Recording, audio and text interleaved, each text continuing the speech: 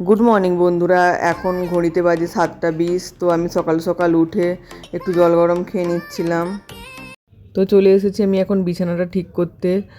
তো মেয়ের তো সারাদিন এই বিছানার উপরেই দুষ্টুমি চলতে থাকে।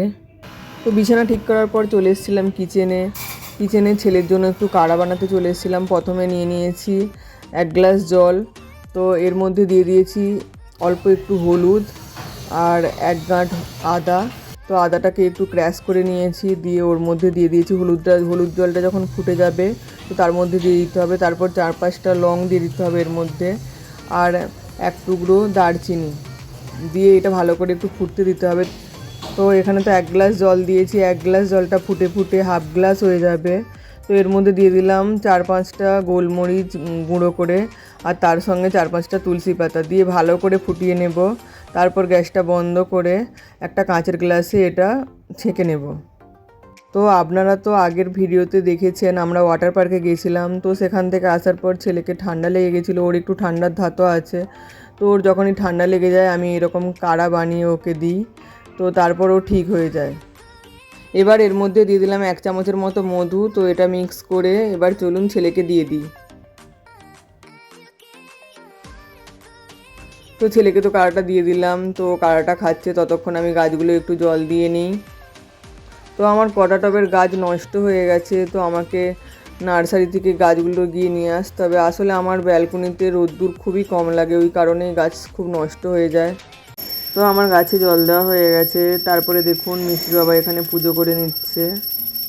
তো চলুন ঝটপট করে চাটা বানিয়ে নিই। যদিও আমি সকালবেলা খুব একটা চা খাই না, তো বাইরে একটু ঠান্ডা ছিল তাই জন্য সকালবেলা চলে আসলাম চা বানাতে।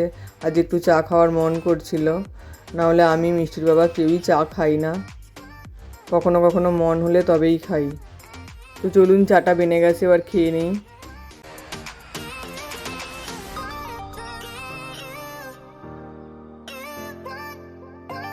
তো আজকে ব্রেকফাস্টে বানাচ্ছি আলুর তরকারি আর রুটি। যেমন সিম্পল আলুর তরকারি হয় সেইভাবেই বানাচ্ছি।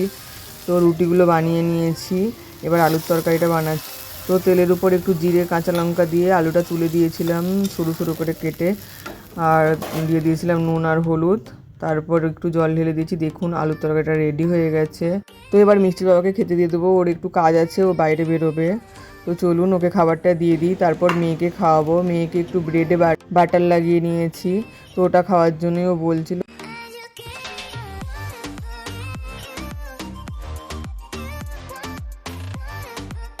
তো আমাদের সবার ব্রেকফাস্ট করা কমপ্লিট হয়ে গেছে। তো ব্যালকনিটা একটু নোংরা হয়ে গেছিলো তাই সাফ করতে চলে এসেছি। তো প্রথমে সার্ফ দিয়ে একটু জল দিয়ে ঘষে নিচ্ছিলাম। আমাদের পাশেই কনস্ট্রাকশনের কাজ চলছে, তাই জন্য খুব নোংরা হয় ব্যালকনিগুলো। 1-2 দিন ছাড়াই ভালো করে একটু ধুয়ে নিতে হয়।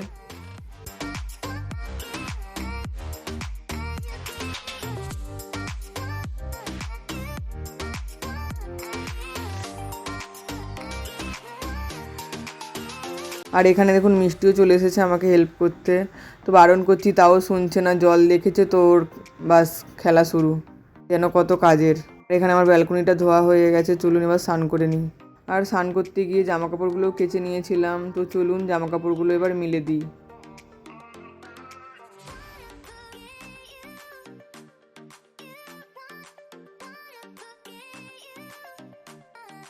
জামা কাপড়গুলো আমার মেলা হয়ে গেছে। তো বন্ধুরা এখন আমি স্নান করে চলে এসেছি, একটু মুখে অ্যালোভেরা জেল লাগিয়ে নেবো।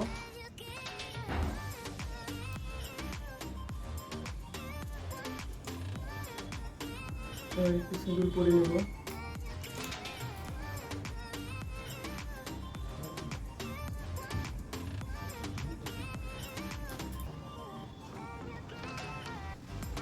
তো আমি এখন রেডি হয়ে গেছি, চলুন তাহলে রান্নাঘরে যাওয়া যাক। পুরো এখানে আমি একদিকে ভাত আর একদিকে ডাল বসিয়ে দিয়েছি। তো এখানে দেখুন সবজিগুলো কেটে নিয়েছি, চলুন তাহলে রান্নাটা এবার বসিয়ে দিই।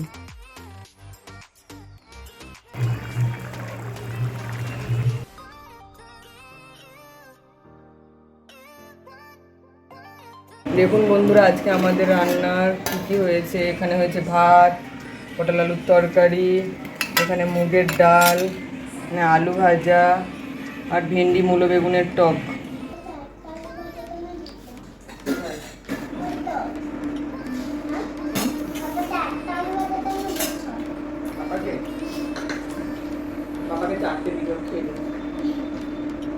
বন্ধুরা আমাদের খাওয়া দাওয়া কমপ্লিট হয়ে গেছে। আর দেখুন এখানে আমার মেয়ে শুয়ে শুয়ে কী দেখছে আপনাদের দেখাচ্ছি।